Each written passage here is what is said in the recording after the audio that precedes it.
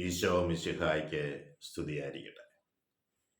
ഈശോ മിശിഹായിൽ സ്നേഹിക്കപ്പെടുന്ന മാതാപിതാക്കളെ, സഹോദരങ്ങളെ, പ്രഭാതത്തിൽ ദൈവത്തിൻ്റെ അനന്തമായ സ്നേഹവും കൃപയും സൗഖ്യവും നമ്മുടെ ജീവിതത്തിൽ വന്ന് നിറയട്ടെ എന്ന് പ്രാർത്ഥിക്കുന്നു.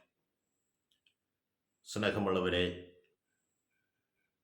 മനുഷ്യൻ മുറിവേൽപ്പിക്കുന്നവനും മുറിവേൽപ്പിക്കപ്പെട്ടവനുമാണ്.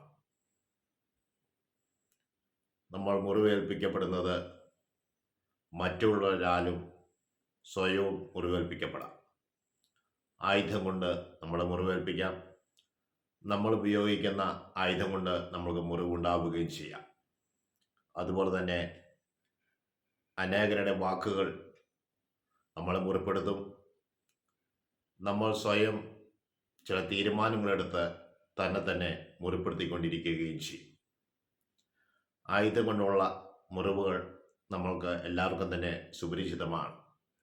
കാരണം അനുദിനം വായിക്കുന്ന മാധ്യമങ്ങളിലൂടെ മുറിവുകളുണ്ടാകുന്നത് നമ്മൾ കാണുന്നുണ്ട്. വെട്ടിക്കൊലപ്പെടുത്തുക, അങ്ങനെ വിവിധ രീതിയിൽ നമ്മൾ കണ്ടുകൊണ്ടിരിക്കുകയാണ്. അതുപോലെ തന്നെ മറ്റുള്ളവരുടെ വാക്കുകൾ നമ്മളെ വളരെയേറെ മുറിപ്പെടുത്തും. ഇനി നീ ജീവിച്ചിരുന്നിട്ട് കാര്യമില്ല എന്ന് പറയുമ്പോൾ ആ വ്യക്തി പറയുന്ന വാക്ക് കേട്ട് ജീവനെ ഈ ലോകത്തിൽ നിന്ന് ഉപേക്ഷിച്ചു പോകുന്ന വ്യക്തികളുണ്ടാകാം. സ്വയം തീരുമാനമെടുക്കുന്നു, ഞാൻ രോഗിയായിപ്പോയി, എനിക്കിനി രക്ഷയില്ല, മറ്റുള്ളവരെന്ത് വിചാരിക്കും എന്നോർത്ത് വേദനിച്ചിരിക്കുന്നവരുണ്ട്. ചില വ്യക്തികൾക്ക് ക്യാൻസർ രോഗം വന്നാൽ അവരത് പുറത്തു പറയുവാൻ ഇഷ്ടപ്പെടുന്നില്ല.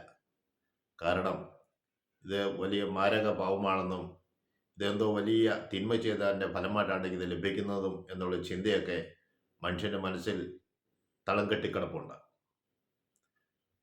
അതൊരു വലിയ മുറിവായി അവർ സൂക്ഷിക്കുകയാണ്. വേണ്ടപ്പെട്ടവരും സുഹൃത്തുക്കളും ആയിരിക്കുന്നവരെല്ലാവരും തന്നിൽ നിന്ന് അകന്നു പോകുമ്പോഴും അതൊരു വലിയ മുറിവായി അവശേഷിക്കുന്നുണ്ട്. എന്നെ കൊള്ളില്ല, എനിക്ക് വിദ്യാഭ്യാസമില്ല, എനിക്ക് സൗന്ദര്യമില്ല, എനിക്ക് സമ്പത്തില്ല, അങ്ങനെ പല കാരണങ്ങളും അവർ കണ്ടെത്തി എന്നെ കൊള്ളില്ല, ഞാൻ എത്ര നാൾ മരുന്ന് കഴിക്കണം, സാമ്പത്തിക ശേഷിയില്ല എന്നൊക്കെ പറഞ്ഞ് സ്വയം മുറിപ്പെടുത്തിക്കൊണ്ടിരിക്കുന്ന വ്യക്തികളെയും നമുക്ക് കാണുവാൻ കഴിയും. പ്രിയ സഹോദരങ്ങളെ, യെശയ്യാ പ്രവാചകനിലൂടെ ദൈവം അരുളി ചെയ്യുന്നുണ്ട്.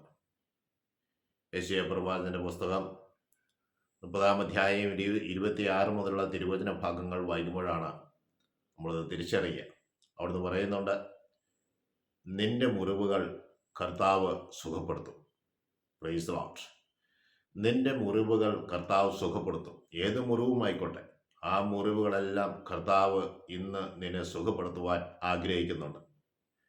രണ്ടാമത് പറയുന്നത്,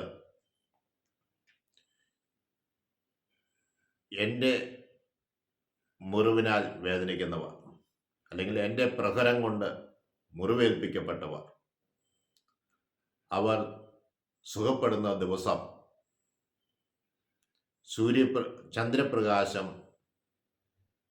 സൂര്യപ്രകാശം പോലെയും അല്ലെങ്കിൽ സൂര്യൻ്റെ ശോഭ പോലെയും, സൂര്യപ്രകാശം 7 ദിവസത്തെ പ്രകാശം എന്നതുപോലെ 7 ഇരട്ടി ആയിരിക്കുകയും ചെയ്യും. Praise lord. നമ്മുടെ ജീവിതത്തിൽ നമ്മുടെ മുറിവുകളെ സുഖപ്പെടുത്തി അനുഗ്രഹിക്കുന്ന ഒരു ദൈവമുണ്ട്. കർത്താവിൻ്റെ പ്രഹരം കൊണ്ടുണ്ടായ മുറിവുകളെ കർത്താവ് സുഖപ്പെടുത്തും. നീ തന്നെ സ്വയം നിരൂപിച്ച് ഉണ്ടാക്കിയ ചില മുറിവുകളുണ്ട്, അതും കർത്താവ് സുഖപ്പെടുത്തും.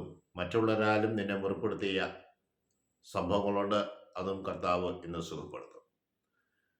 നമ്മുടെ ഹൃദയം ദൈവത്തിൻ്റെ പക്കലേക്ക് ഉയർത്താം.